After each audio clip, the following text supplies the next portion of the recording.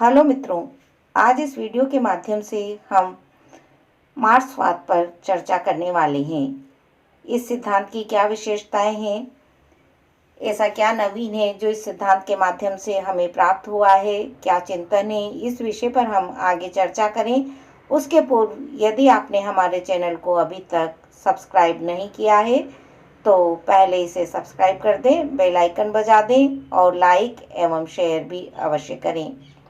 तो मित्रों, यह सिद्धांत कार्ल मार्क्स की इस स्थापना पर आधारित है कि संसार का विकास भौतिक शक्तियों के परस्पर द्वंद्व से हुआ है।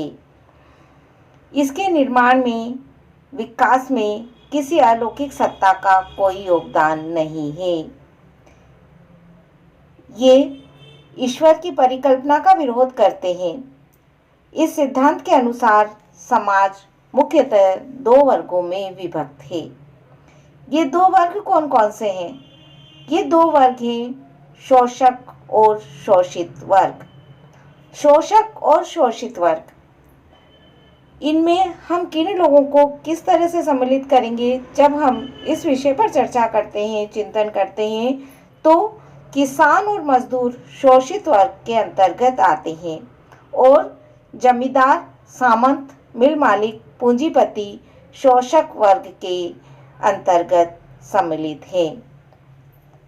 आधुनिक काल में पूंजीवादी अर्थव्यवस्था ने शोषण के चक्र को और अधिक तीव्र कर दिया है।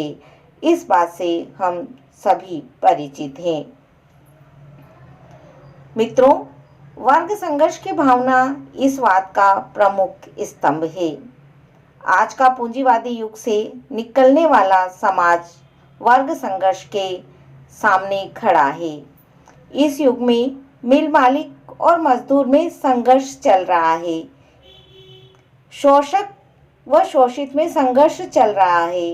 इस बात को हम स्वयं अनुभव करते हैं और उसी बात को कार्ल मार्क्स ने अनुभव किया और उसे एक सिद्धांत के रूप में अभिव्यक्ति दी। मार्क्सवाद पूंजीपतियों के निहित स्वार्थों का घोर विरोध करता है।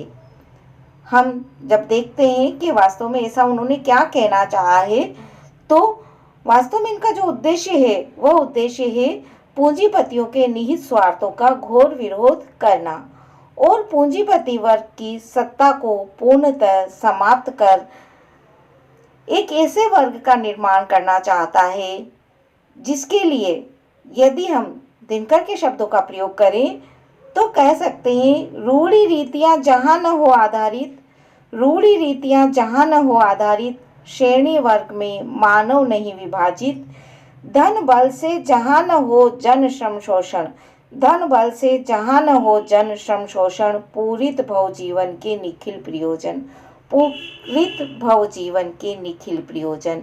इस तरह से एक ऐसे समाज की स्थापना यहाँ पर करना चाहता है यह सिद्धांत, जिसमें सभी लोग समान हो, कोई भेदभाव न हो, मनुष्य के श्रम का दुरुपयोग न हो और उसे आहत न किया जाए। मार्क्सवाद में रूढ़िग्रस्त जीवन के लिए घृणा का भाव उपजता है, क्योंकि जब समाज को एक समान बनाने की बात उठेगी तो निश्चित रूप से कुछ रूढ़ियां हमारे समाज में आ गई है और हम उनका विरोध करना चाहते हैं, और विरोध करना ही काफ़ी नहीं है। उन रूढ़ियों का हम विरोध करते हुए उन्हें छोड़ने का जब तक प्रयास नहीं करेंगे, जब तक हम एक सीढ़ी को नहीं छोड़ेंगे, जब तक हम दूसरी सीढ़ी पर नहीं कदम रख सकते। ठीक उसी तरह से जब तक हम एक तरह की मान्यताओं को नहीं छोड़ते, जब तक हम दूसरी मान्यताओं को ग्रहण नहीं कर पाते हैं, तो हमें जिन परंपराओं को आज हम रूढ़ियों के रूप में स्वीकार करते हैं, अर्थात आज के समाज की आवश्यकता के अनुसार, आज के हमारी बदले हुए समाज को देखते हुए जिनकी आवश्यकता नहीं है, हमें उन्हें छोड़ना होगा। तो यह जो मार्क्सवादी सिद्धांत है, यह रूढ़िग्रस्त जीवन के लिए घृणा का भाव रखता है। इस जीवन शैली और विचारधारा के अंतर्गत इसीलिए रूढ़ियों के लिए कोई स्थान नहीं है। ईश्वर, धर्म, स्वर्ग, नरक, भाग्य, आत्मा, परलोक आदि से संबंधित अंधविश्वासों और रूढ़ियों को यह सिद्धांत उपेक्षा की दृष्टि से देखते हुए उनका विरोध करता है। मार्क्सवाद की श्रमिक, शोषित एवं सर्वहारा वर्ग के लिए गहन सहानुभूति है। विरोध के साथ सहानुभूति का स्वर है और ये सहानुभूति का स्वर शोषित वर्ग के प्रति है। यह विचारधारा समूचे सर्वहारा वर्ग के लिए है। यह किसी एक देश का सिद्धांत नहीं है, यह समूचे सर्वहारा वर्ग को अपने साथ लिए हुए है। जहां पर भी किसी का शोषण होता है, ये उसके साथ खड़ा है। संसार भर में उपेक्षित और घृणा पाने वाले इस वर्ग के प्रति मार्क्सवाद ने अपने हृदय के समस्त द्वार खोल दिए हैं। इस पीड़ित और शोषित वर्ग के प्रति इस विचारधारा में अतल संवेदनाओं और सहानुभूतियों का महासागर हमें दिखलाई देता है। सर्वहारा को शोषण करने वाले वर्ग के प्रति भी घोर घृणा का भाव इस सिद्धांत के अंतर्गत हमें दिखलाई देता है। इसमें विषमता मूलक समाज को छिन्न भिन्न कर देने का दृढ़ निश्चय है। यह जीवन एवं समाज की विद्रूपताओं के माध्यम से सामूहिक करुणा और घृणा उत्पन्न करना चाहता है। वर्ग संघर्ष के माध्यम से वर्ग शत्रुओं को पराजित करना चाहता है।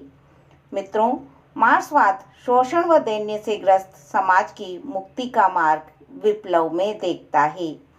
आज की व्यवस्था को नष्ट कर यह एक नई व्यवस्था बनाने में ही समाज को मुक्ति मिलेगी, ऐसा मानता है। और यही इस सिद्धांत के चिंतन का मूल आधार भी है।